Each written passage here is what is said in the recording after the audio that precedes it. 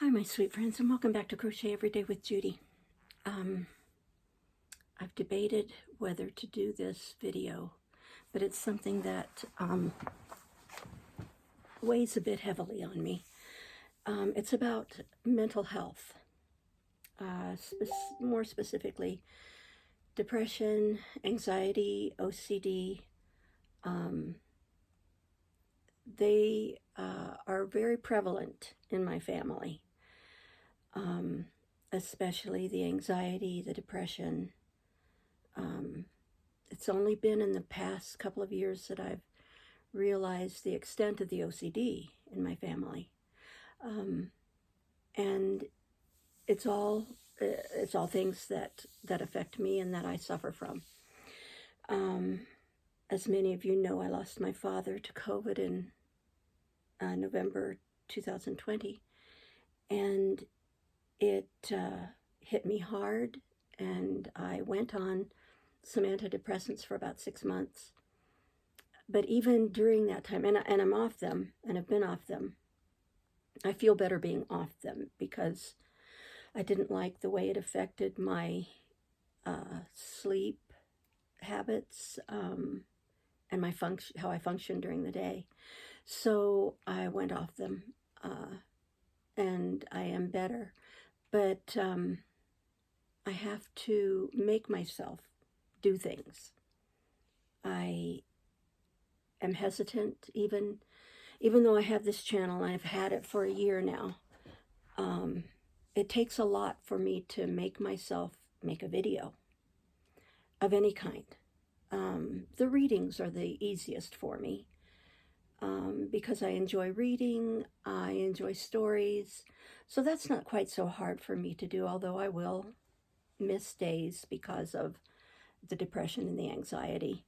But to do, what was it, yesterday or the day before yesterday, I guess I did my Whip Avenue video, and it, I had been wanting, planning to do that for the past month. And I finally did it. I finally was in the right mindset and got myself to do it. So that's why you sometimes don't see me for a while, because it takes a lot for me to, I don't know if it's get up the courage or it's just to get past all my anxiety, depression, and insecurity to do a video. So if you suffer from these, I can't say don't hide it. We all hide it. That's what people who suffer from mental health issues do. We pretend everything's okay. We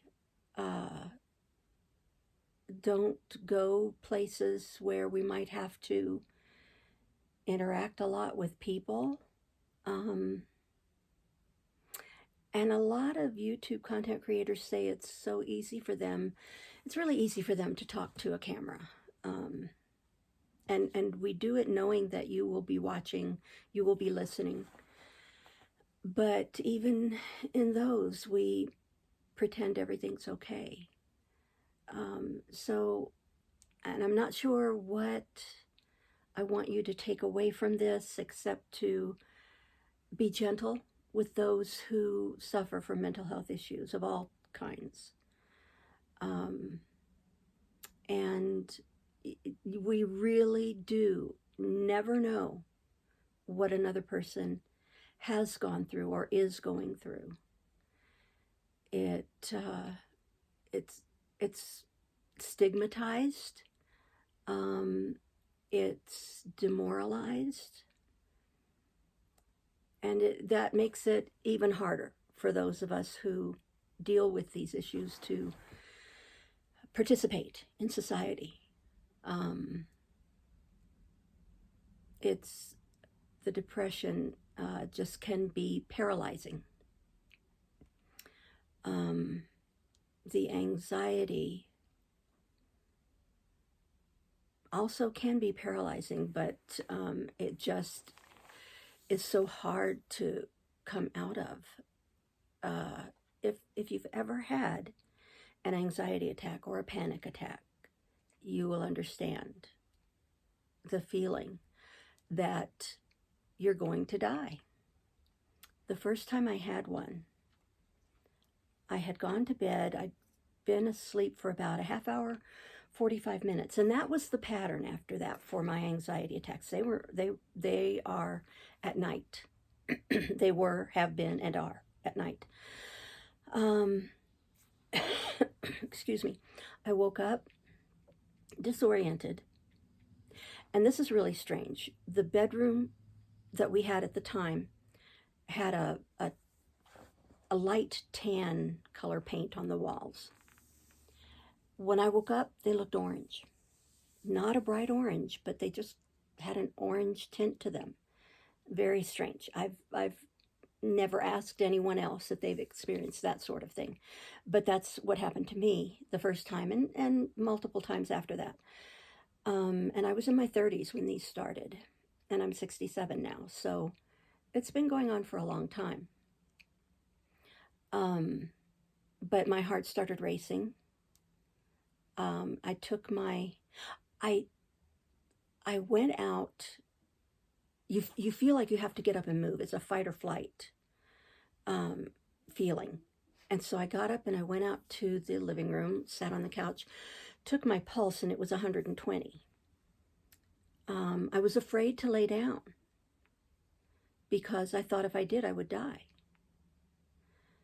Then my body I started getting hot from the inside out. And when it was over, I was cold and shivering.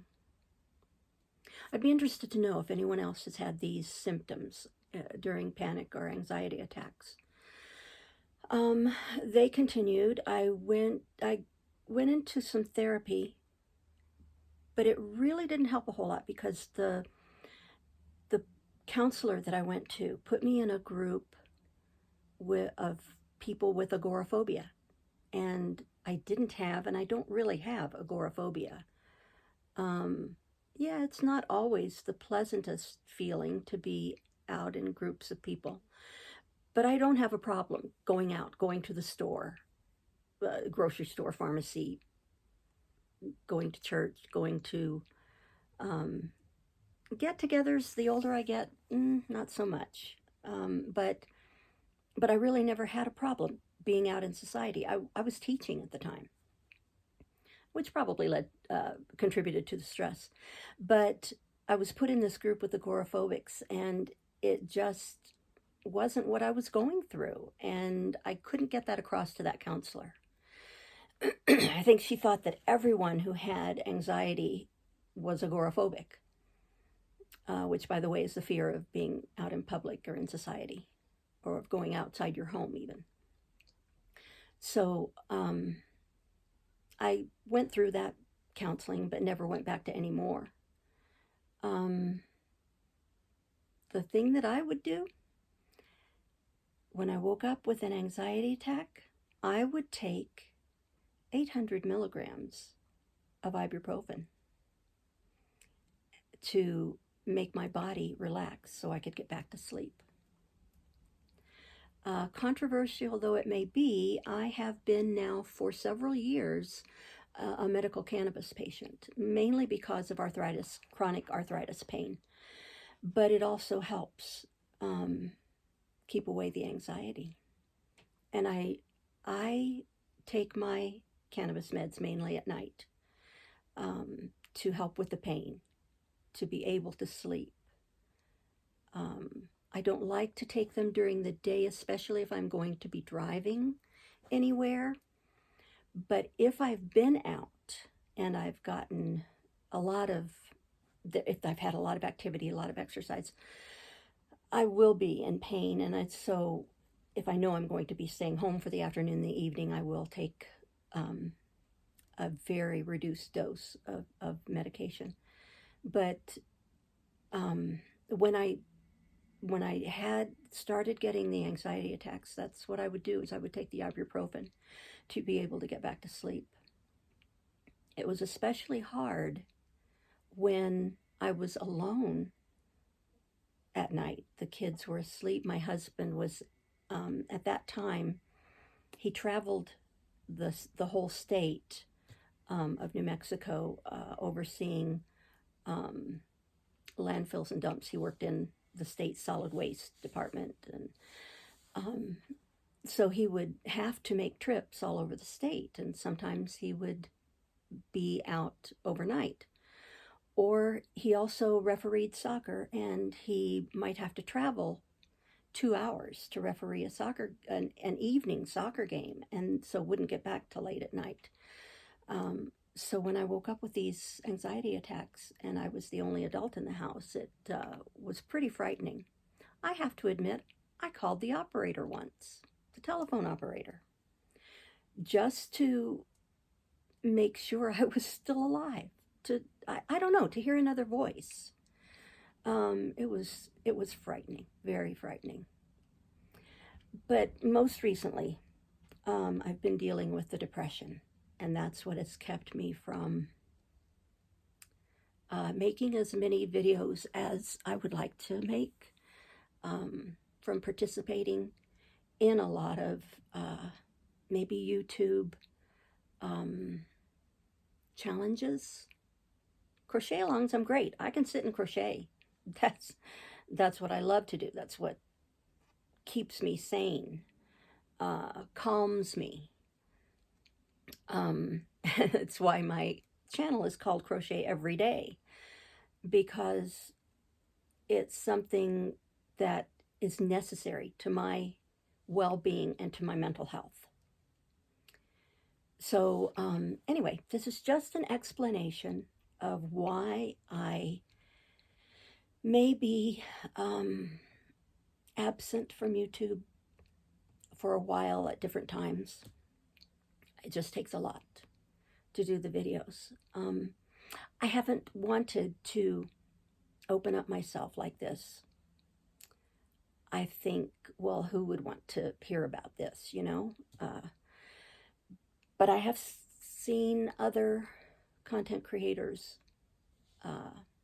tell about their struggles. So I just, and who knows, I may not post this, but if I do, this is what you get. Thank you. I appreciate people who do watch my videos, listen to my book readings. And so I will keep going with my channel, even though things may be sporadic. There might be periods of time where I don't post a video. I also don't like to do it unless I'm camera ready. And there are days when I don't feel like putting on makeup. And I don't put on a lot of makeup. All my life I was blonde. Of course, I've gotten a little darker blonde, and there's gray, but I get highlights, so the gray is just another highlight. They're kind of silvery highlights. That doesn't bother me so much, but because of this, I've always had very light eyebrows and light eyelashes. And I also have Hashimoto's thyroiditis, so that with that condition, about a third of your eyebrows kind of disappear. So unless I have a little tint on them and some eyeliner and mascara, I don't like to get on camera because it looks as if I have no eyes. So in that case, I have done, and if you are one of my listeners to my book readings, you'll have seen that there are times when you will not see me on camera when I'm reading the story. I will have the camera facing my yarn wall, my yarn closet. If I'm not camera ready, but I really want to post a reading that day, I will sometimes do that. I don't like to do it a lot because I don't think that people understand what that video is about if they're looking at a picture of yarn the whole time. So, yeah, I don't like to do my videos unless I'm camera ready. that could just be another insecurity, you know. I am interested to know what those of you who suffer from something like this go through. Okay, I'll leave you now, and I want to thank you very much. And be sure to let your light shine, because you never know when someone might need your light to get them through their darkness. Thank you. Bye-bye.